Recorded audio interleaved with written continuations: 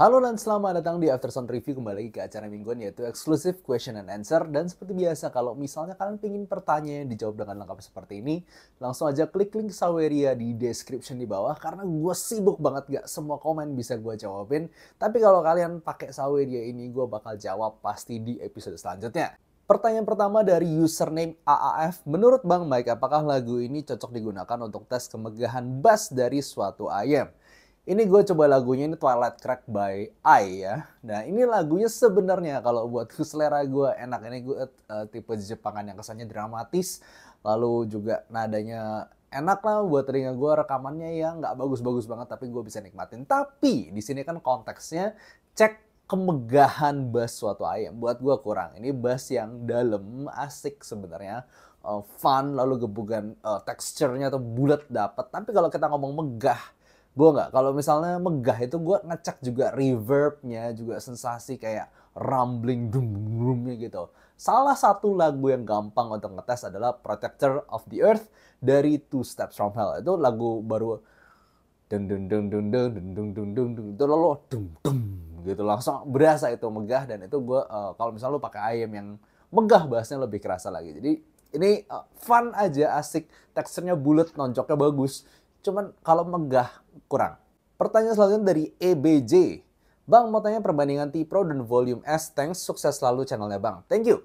Nah, untuk perbandingan Manga T-Pro dan Volume S, gue gampangnya gini. Kalau lu mau sesuatu yang lebih tebal, berasa warm gitu, mungkin kerasa lebih nyantui dan kayak apa ya, kayak meluk gitu loh. Empuk-empuknya dapet. Itu bisa ke Manga T-Pro. Itu berasa lebih warm, lebih full bodied, lebih sweet juga. Cuman kalau gue pribadi, gue mungkin lebih cenderung ke Volume S karena in my preference berasa lebih balance. Dimana Manga Pro kadang di beberapa lagu berasa mungkin terlalu tebal, terlalu warm. Cuma di Volume S enggak. Di Volume S masih berasa lebih balance overall di vocal to treble-nya. Dan mungkin sebenarnya frekuensi tingginya tuh extensionnya tuh mirip, cuman karena mungkin lebih tebal sensasinya di T-Pro, gue sama lebih ngerasa sedikit lebih airy ada di Volume S, walaupun extensionnya mirip-mirip. Nah, cuman kalau misalnya dibilang bass doang, gue sama lebih suka T-Pro karena lebih dalam bassnya, sementara di di Volume S itu lebih fokus ke mid bass, sementara di T-Pro lebih dalam. Jadi kalau misalnya lu tanya preferensi gue, sebenarnya gue lebih suka bassnya T-Pro, tapi gue lebih suka vocal and treble-nya Volume S. Jadi posisi gue agak in the middle nih, agak di tengah-tengah nih.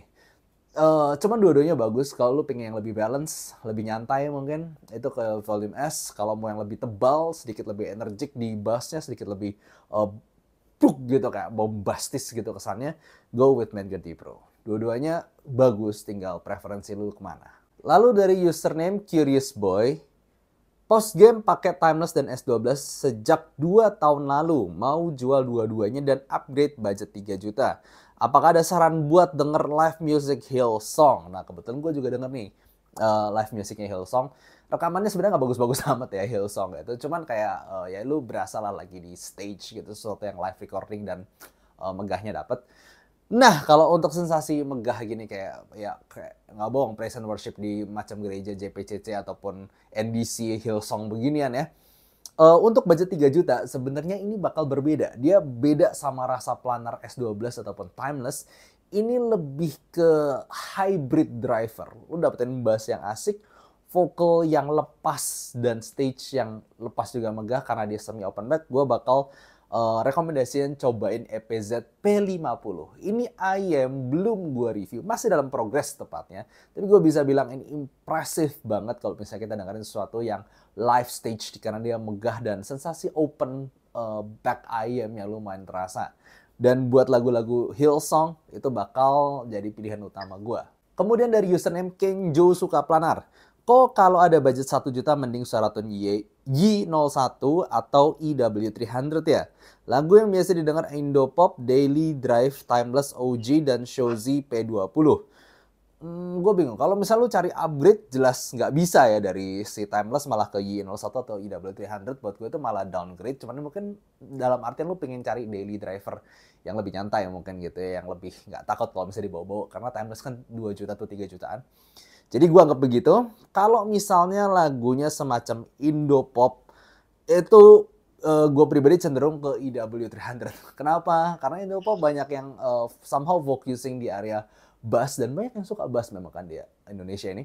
Itu bassnya lebih asik di EW300 dan juga separasinya lebih terasa. Sedangkan ini kalau misal lo cenderung pilih mau something yang vocal yang lebih natural, Y01. Cuman kalau misalnya lebih rame, lebih asik bassnya, lebih bisa handle banyak elemen di lagu, EW300. Karena itu gue lebih cenderung merekomendasikan EW300 karena musik Indo kan yang tiba-tiba asik-asik ngebass gitu.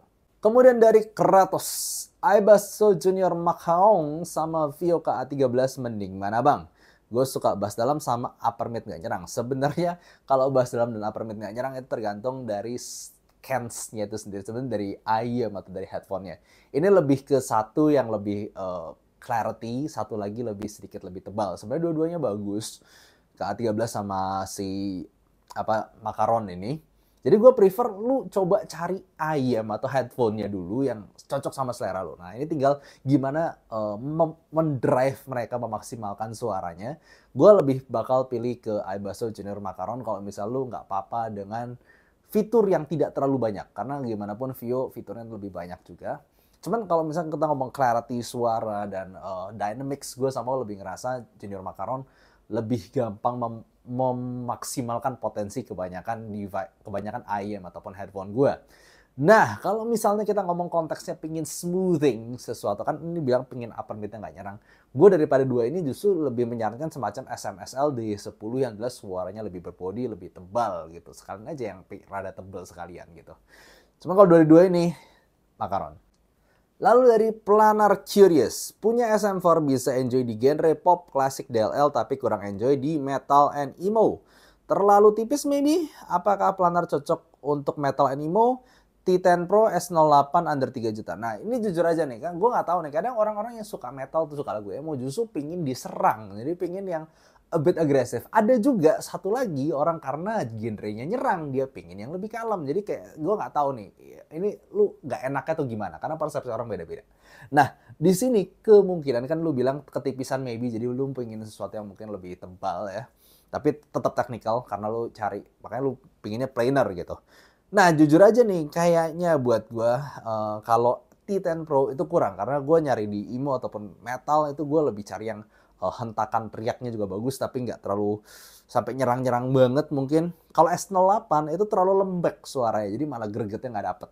Ya tapi kalau mau dibikin kalem ya sebenarnya S08 bisa. Gua pribadi untuk genre ini mau planar, malah gue prefer ke T10 yang biasa, bukan T10 Pro, T10 yang biasa. Kenapa? Karena dia lebih bisa gigit di upper mid range-nya, lebih asik untuk vokalnya. T10 Pro buat gue vokalnya agak kurang untuk tipe-tipe lagu yang teriak begini.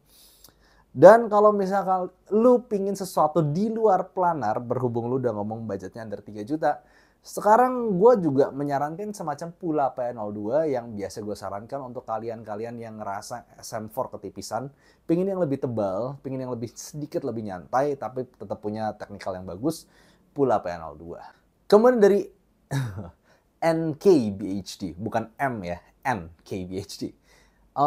Halo Komek, kapan nih review soft ear volume S? Mau tahu pendapat Komek nih? Thanks kok. Kalau misalnya full reviewnya mungkin minggu depan karena barangnya udah di gua, cuman gua belum selesai syuting dan ya belum ngedit juga tentunya. Tapi kalau misalnya kita mau kasih spoiler sedikit buat gua, ini IEM yang very well tuned, amazingly balanced di vocal to treble tapi masih bisa lepas. Cuman kekurangan yang gua rasa di sini adalah kedalaman bassnya. Gue pribadi masih ngerasa ini focusing di area mid bass, sedangkan gue orang yang lebih fokus sub bassnya agak kurang, tapi punch-nya lumayan oke. Itu sedikit aja lah gambaran. Lalu dari Robin, pagi Komek, I am Theodore Origin, apa bener I am terbaik buat endgame?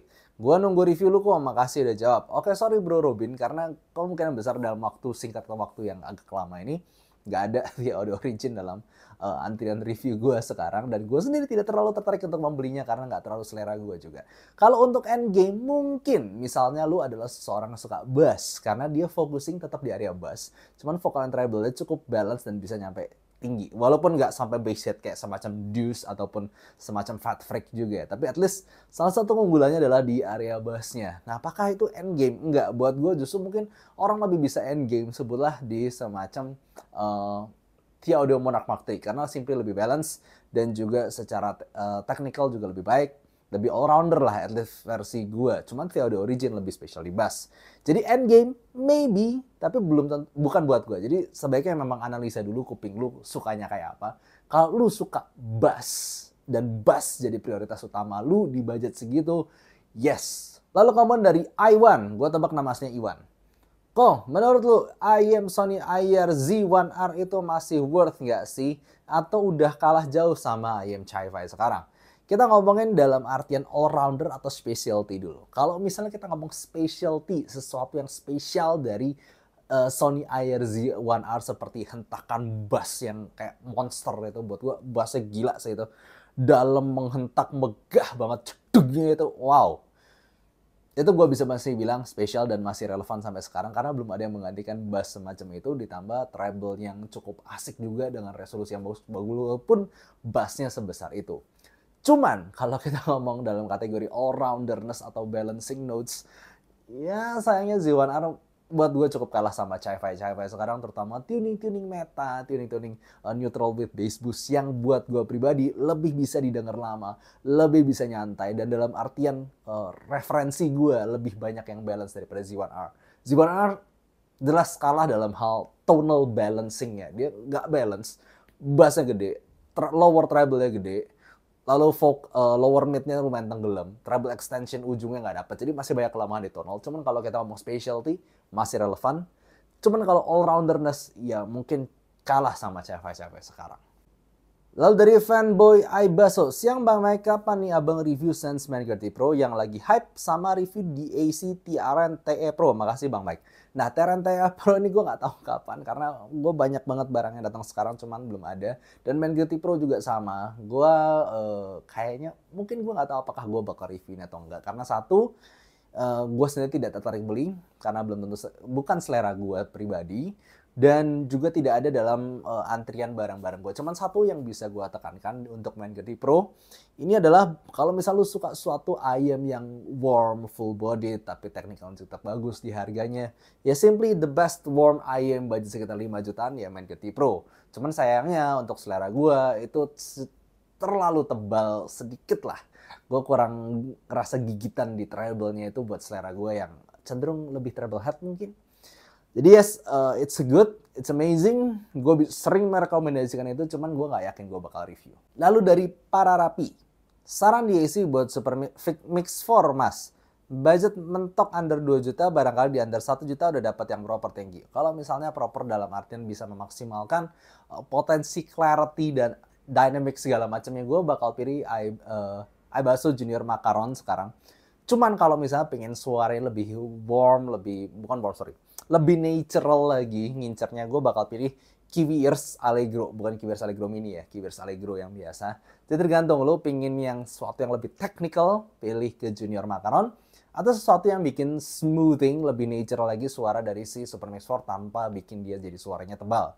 Tergantung dua itu. Kalau gue pribadi, mungkin gue pilih si Kiwiers Allegro. Misalnya gue cuma punya SM4 doang gitu ya.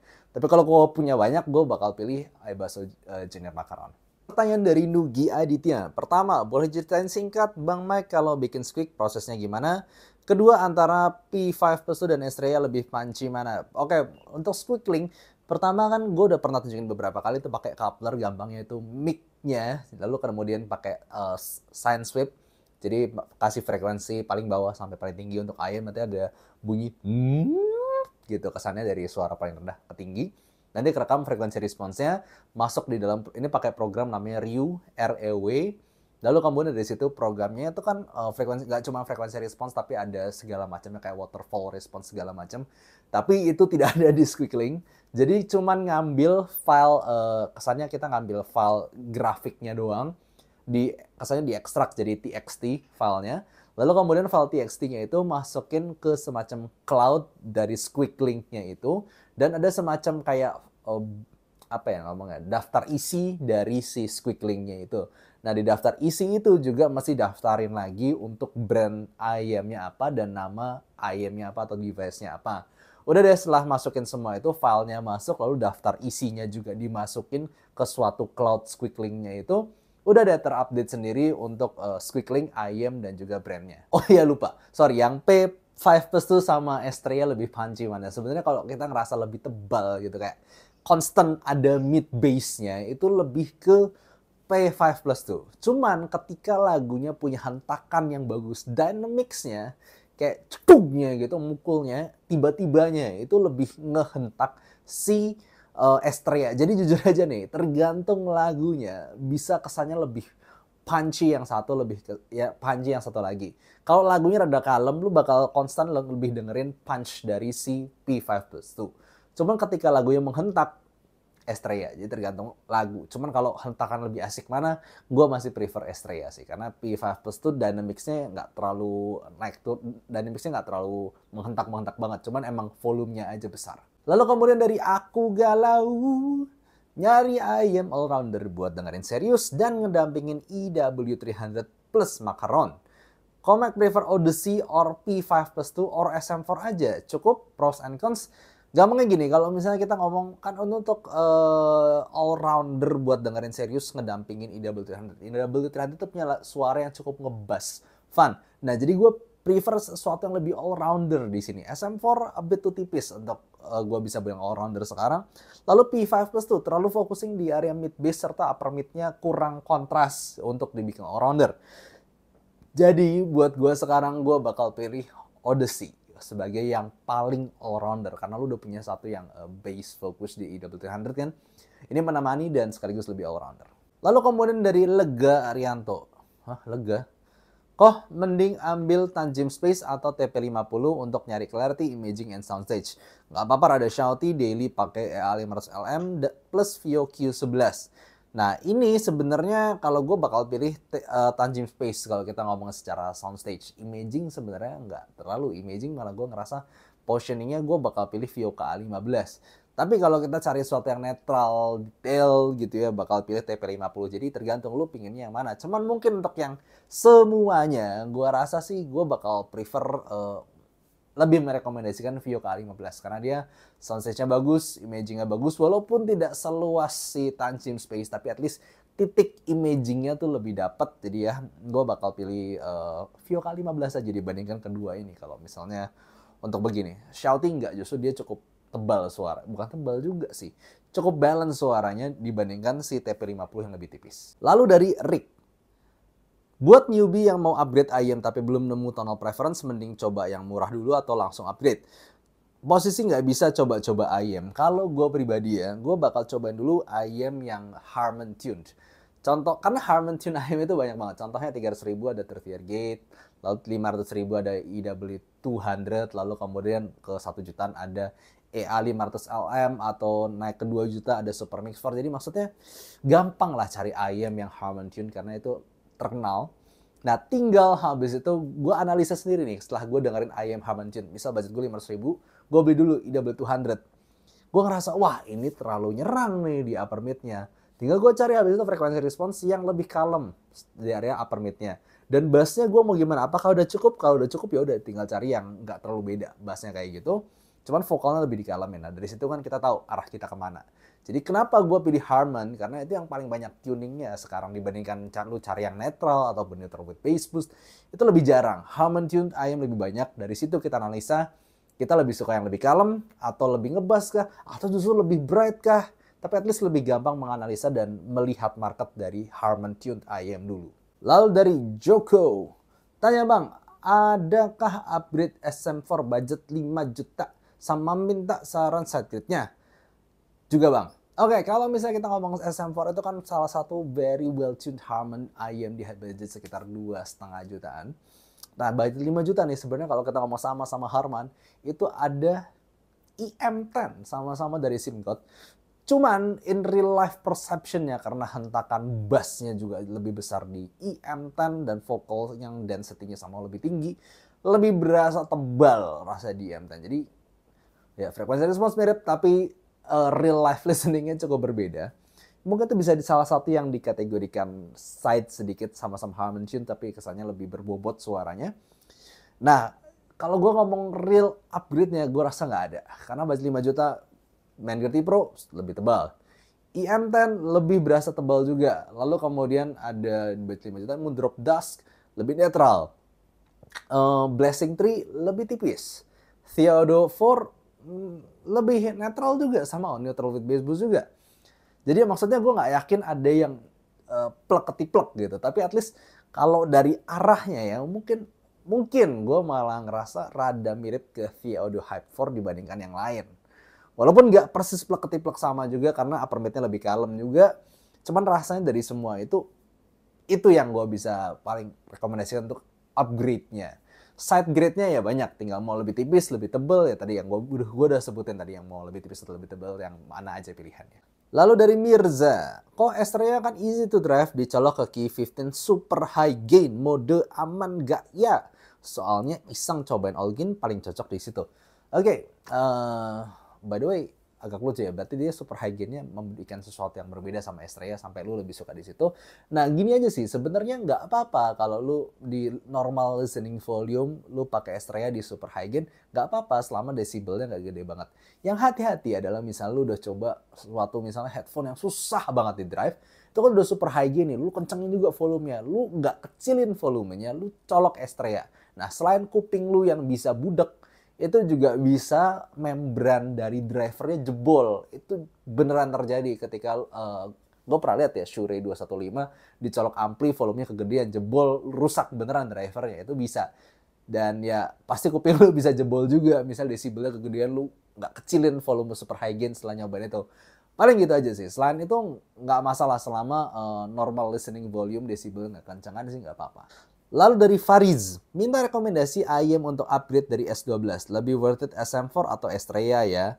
Atau barangkali ada rekomend lain budget maksimum 5 juta. Kalau misalnya kita ngomong lebih worth, sebenarnya tetap SM4 sih. Karena harganya nyaris setengahnya Estrella ya. Sedangkan technicalnya juga salah satu yang benchmark buat gue. Dan tuningannya arguably lebih all-rounder. Sedangkan Estrella lebih V-shape. Nah jadi gini aja, balik ke selera lu sendiri. Lu pingin yang lebih aman kan gini, S12 tuh rada tipis suaranya. SM4 juga sama-sama rada tipis ala-ala Harman, jadi gue yakin lu kemungkinan besar sih fine-fine aja sama SM4. Tapi gue nggak yakin itu upgrade gitu, karena ada sensasi yang berbeda. Tetap SM4 lebih smooth juga dan sensasinya daripada single planar jadi multi driver yang bermacam-macam, quad bridge ya tipenya. Nah kalau ke Estrella gue yakin lebih megah, gue yakin soundstage-nya lebih wow, gue yakin imaging juga lebih bagus. Cuman gue nggak tahu nih, karena S12 itu kan bassnya tight, cepet. Sementara Estrella nya itu gede banget. Mungkin lu agak terganggu di situ. SM4 lebih aman untuk gue rekomendasikan misalnya lu udah pakai S12 gitu ya. Walaupun gue nggak yakin itu upgrade 100%, lebih ke menawarkan sesuatu yang berbeda. Tapi kalau ke Estrella itu kayak lebih please cobain dulu karena arah suaranya jelas berbeda. Kemudian dari Johnny, baru nonton Best IM 2024. Posisi sekarang pakai Estrella. Penasaran kalau dibandingin sama Odyssey sama Mangerty Pro gimana ya? Berarti Estrella kalau misal dibandingkan dengan Odyssey, ini Odyssey buat gue salah satu telinga paling all-rounder di sekitar 5 juta ke bawah. Jadi simplinya vokalnya lebih kalem, bassnya juga lebih kalem, overall semuanya lebih balance.